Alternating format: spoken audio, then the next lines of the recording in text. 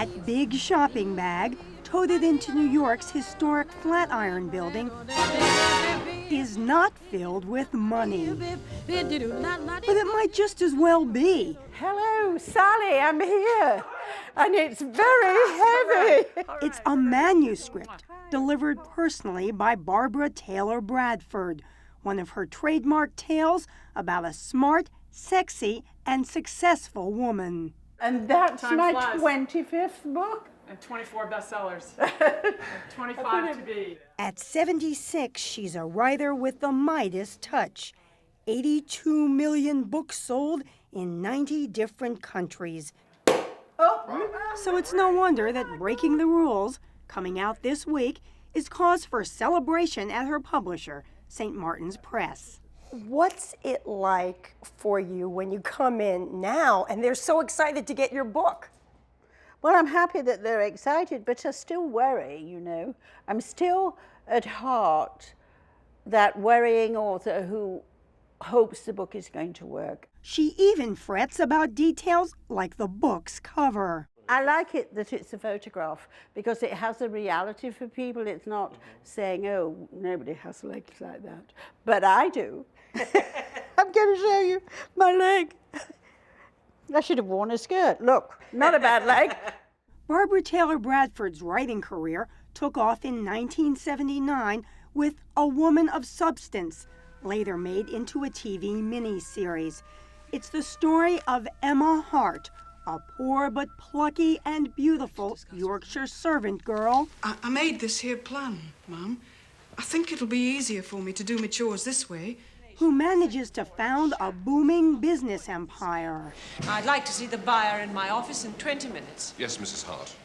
I gave Emma a lot of my characteristics, which is drive, ambition, discipline, determination, and ambition, ambition, ambition.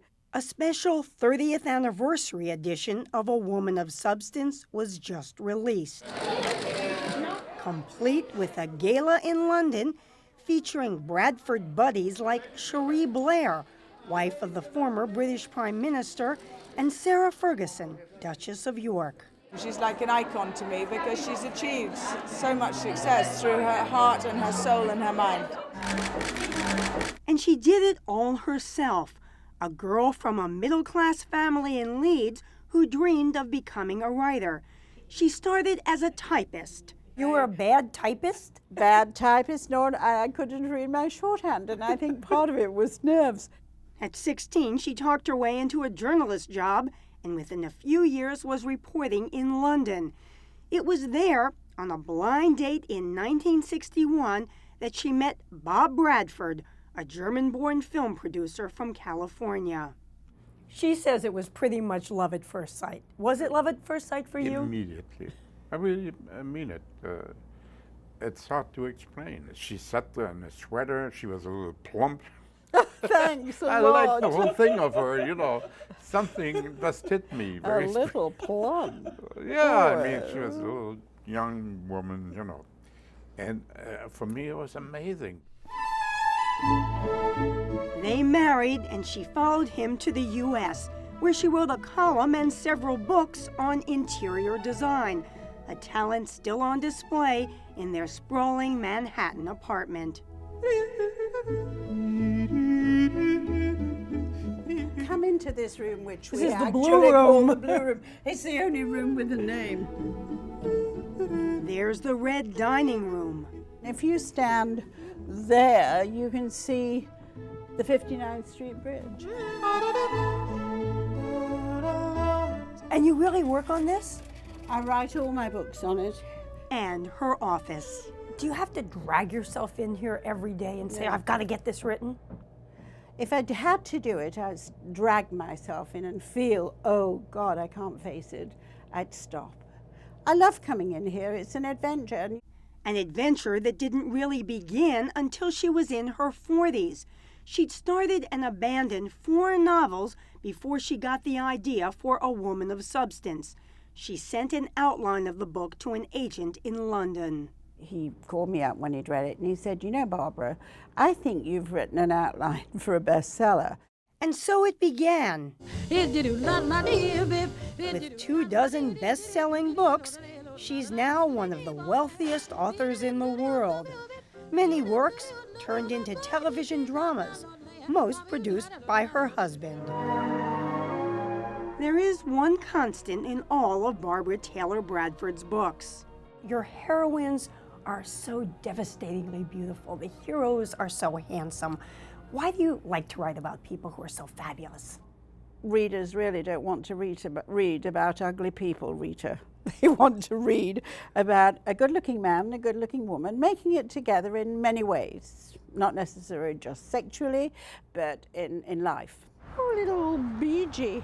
In fact, she and Bob Bradford and their 2 Bichon Frise dogs, they don't have any children, have made quite a nice life for themselves. And here's to you for putting up with me all these years. She dedicates all her books to him. He gives her a new piece of jewelry each time she completes one. Isn't it pretty? There's the parrot from Act of Will, the diamond necklace from the women in his life, and a pair of bracelets for the latest books. And these bracelets were made famous by Jackie Kennedy. But perhaps the most important jewel in Barbara Taylor Bradford's collection is this, the Order of the British Empire. Barbara Mrs. Taylor Bradford. Presented by Queen Elizabeth in 2007 for Bradford's contributions to English literature. And then she said, "You've written a lot of books, Mrs. Bradford."